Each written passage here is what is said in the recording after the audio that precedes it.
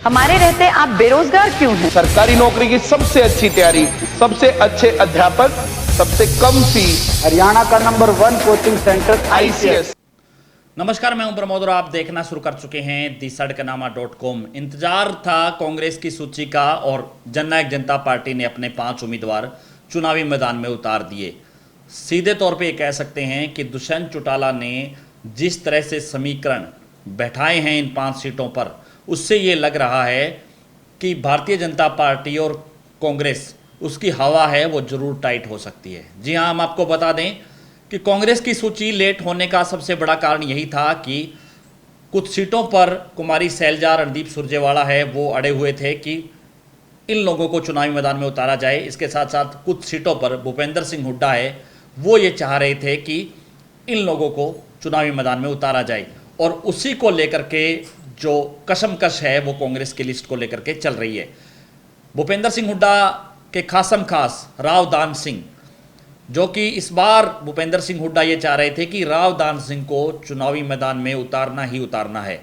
और वो इसलिए कि पहली बार ऐसा हो रहा होगा कि 3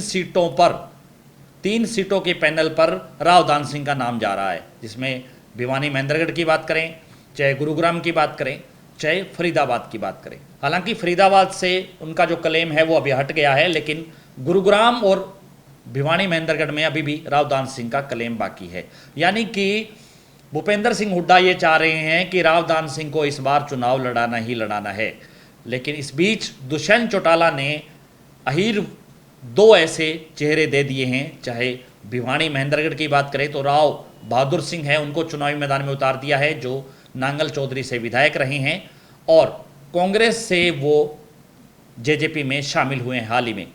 इसके हिसाब से ये लग रहा है कि अब भिवानी महेंद्रगढ़ से कांग्रेस है वो अहीरवाल का चेहरा है वो नहीं उतारेगी, और श्रुति चौधरी है उस पर ही दाव लगाना पड़ेगा। इसके साथ साथ गुरुग्राम की हम आपको बता दें कि गुरुग्राम में जहां पर भारतीय जनता पार्टी ने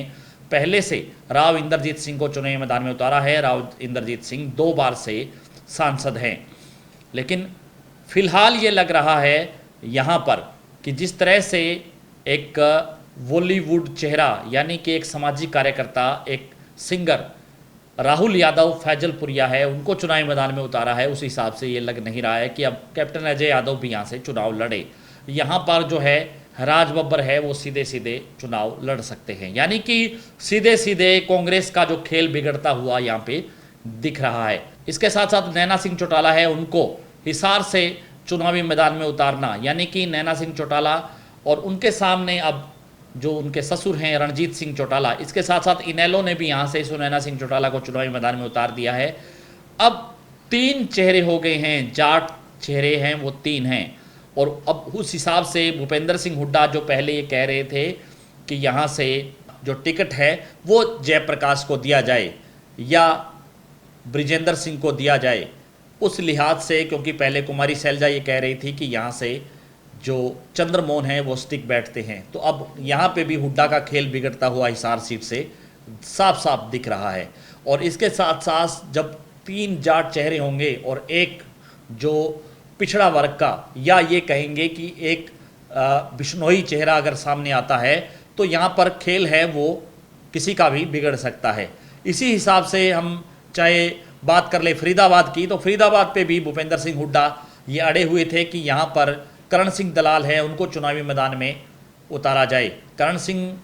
दलाल हैं वो भूपेंद्र सिंह हुड्डा के नज़दीकी रिश्तेदार हैं, उनके संबंधी हैं, लेकिन यहाँ से जननायक जनता पार्टी ने नलिन हुड्डा को टिकट दे दिया। युवा चेहरा हैं, जेजेपी के अध्यक्ष रहे हैं, तो उस हिसाब से ये लग रहा है कि खेल बिगड़ता हुआ दिख रहा है कांग्रेस का भी और भारतीय जनता पार्टी का भी। इसके साथ साथ चाहे सिरसा की बात कर ले, सिरसा से रमेश धानक है उनको चुनावी मैदान में उतारा है, और रमेश धानक हैं वो बड़ौदा से 3 बार विधायक रहे हैं।